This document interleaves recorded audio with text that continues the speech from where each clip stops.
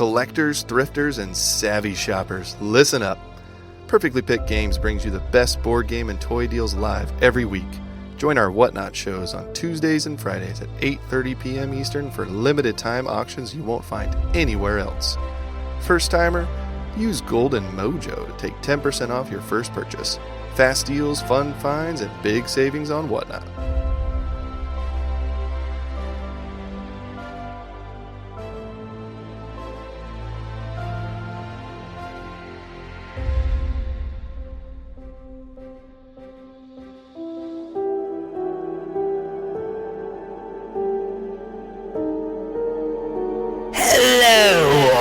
Spooky chasers, hop on in the car with Golden J and take a ride down Route 66 as you explore all the haunted and abandoned places left down a road long ghosted. And you never know what hitchhiker might get picked up along the way. So buckle up as we take a haunted trip down 66.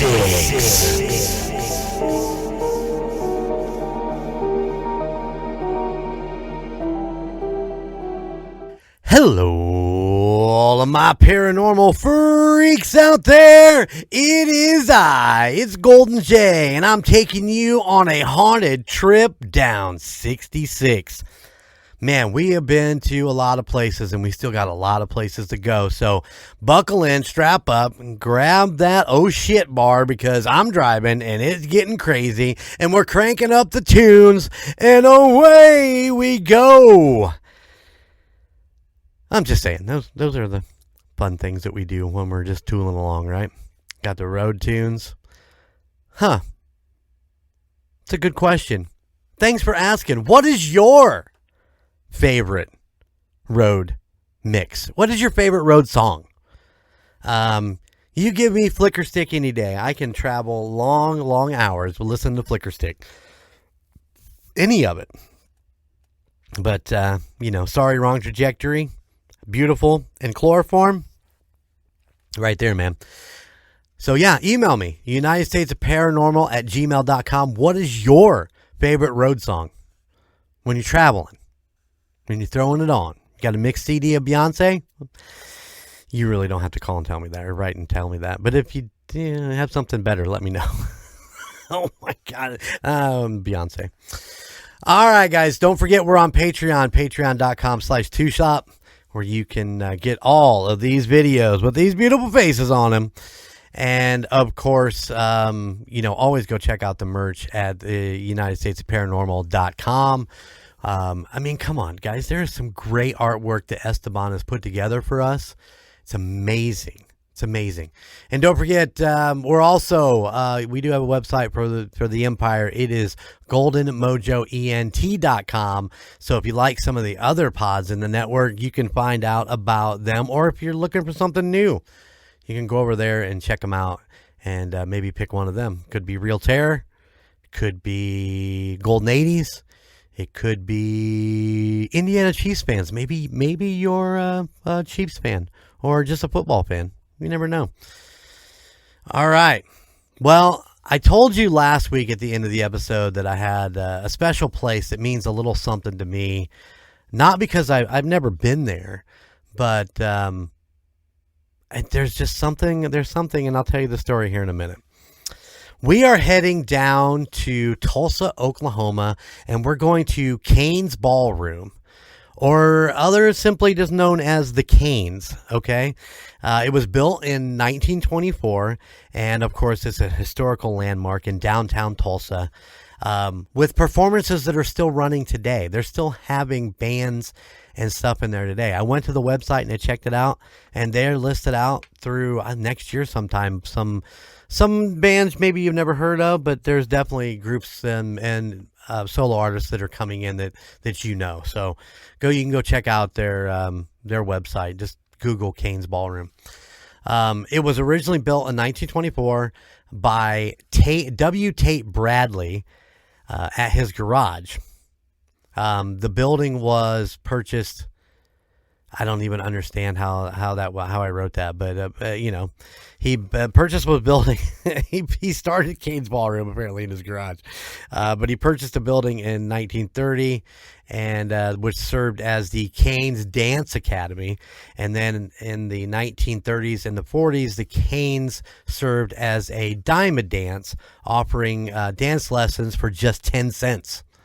And believe me, I've seen some of you guys dancing out there.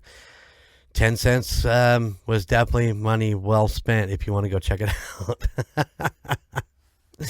Bob Wills came to Tulsa in the 1930s after parting ways with his manager, who retaliated by barring him from performing on Texas or Oklahoma radio stations. After impressing the reluctant station manager for KBOO AM, Wills began performing almost daily on broadcasts from the Cain's. His first concert at the Cain's was on New York nights in 1935. It was during his performance at the Cain's that Wills popularized the Western swing genre. Wills performed at the Cain's regularly until 1943, when he left Tulsa to pursue other interests, with his brother Johnny Lee Wills taking over the regular concert duties. Today, the venue has a banner above the stage that states, "Home of Bob Wills." Now, this is where I'm going to tell you my quick story right here. Growing up, I spent a lot of time with my mom's family, my grandfather and my grandmother, and we lived on the same little couple acres of property. And as I got older, my grandfather used to tell me the stories, especially once I became a musician. He would tell me the stories of all the stuff that he would do when he lived in Oklahoma when he was growing up. And of course, he was a musician also. He played guitar, he played violin.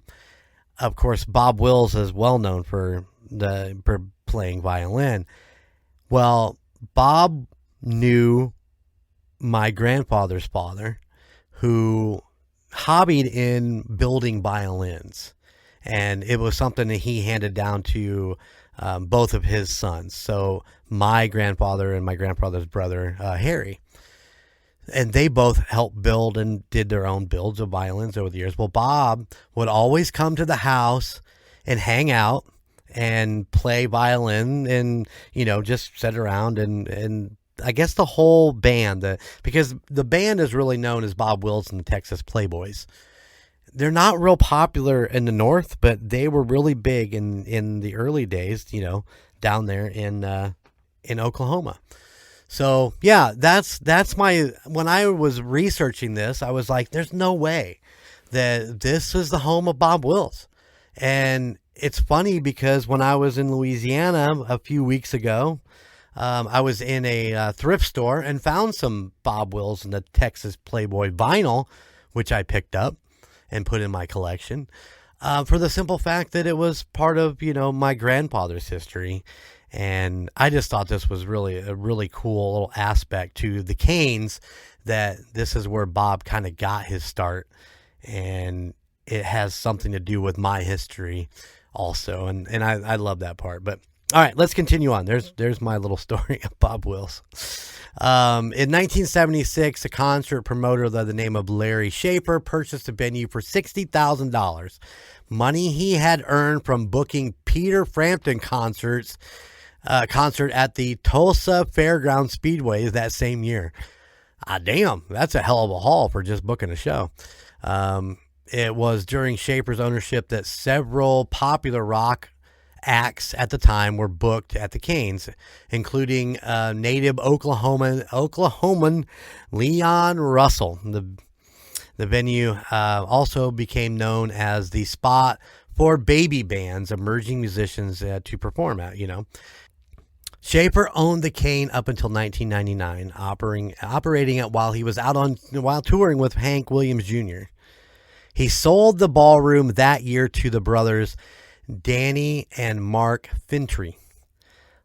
Just for a little bit. I mean, So, but during that time that Danny and Mark owned it, the rumor spread that the Cain Ballroom was shut down for good.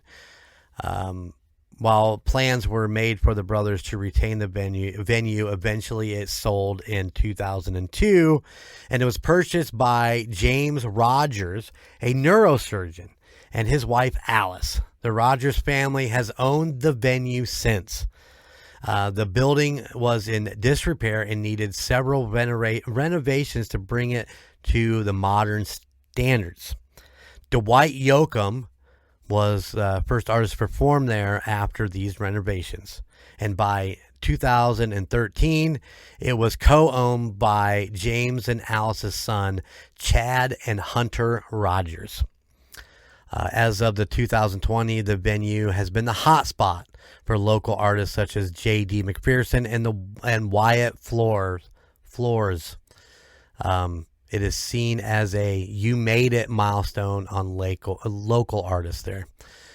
Apparitions of some of the most commonly reported paranormal events at the Cain's Ballroom are moving shadows are often spotted by workers and patrons around the ballroom, and some figures are known to appear vividly. In one case, a man in the early 1900s cowboy attire entered the establishment and tried to order a 10-cent bag of popcorn. Something the ballroom has not offered since its early years. The figure reportedly disappeared after that. Another detailed apparition seen around the Cains is a particularly transparent woman wearing a flowing ball gown. Some visitors and workers have applied identities to some of these ghostly manifestations, claiming the ballroom to be haunted by Bob Wills and a female spirit named Chloe. Disembodied voices and other strange sounds are often heard during quiet moments around the Cain Ballroom, along with strange voices. Phantom giggling are also reported. Some visitors also report sounds of moaning and crying in the old backstage restroom area. Sudden and unexplainable temperature changes are often common at the Cains, while many reportedly haunted locations have claimed cold spots. Cains reports the presence of both cold and hot spots in the building. Additionally, visitors have taken photos in the building, often report strange and unexplained anomalies appearing in their photos that some have called paranormal manifestations. So there you go, man. The Cains. That's the Cain's Ballroom in Tulsa, Oklahoma. Home of Bob Wills. So in northern Texas, I believe, in the I don't know what they call the little piece that goes up that Oklahoma hangs over. Somewhere in there is the Bob Wills Museum, and one of these days, it's a bucket list item for me. I am going to go to that museum, and I am going to see if one of the violins possibly could have been one of my great-grandfather's builds, because he stamped the inside of those. You look through the little F holes and you could see made by Acre. And I want to go see. I want to go see for myself and see if one of those. I know Bob Wills loved them, and he tried to get my grandfather to sell him one of his favorites, and he never would. But he did buy a few of them off of his dad. So if somebody's close to that museum and wants to go check it out, let me know, because it's a far trip for me. But one of these days, I'm going to get there. All right. We're also going to go to the Little Theater there in Tulsa, Oklahoma. The Little Theater, which is located in an unassuming brick building at 15th and Delaware Street, is not only steeped in history, but it also said to be the home of several unearthly guests. It was built in 1932 by the Tulsa Little Theater Group.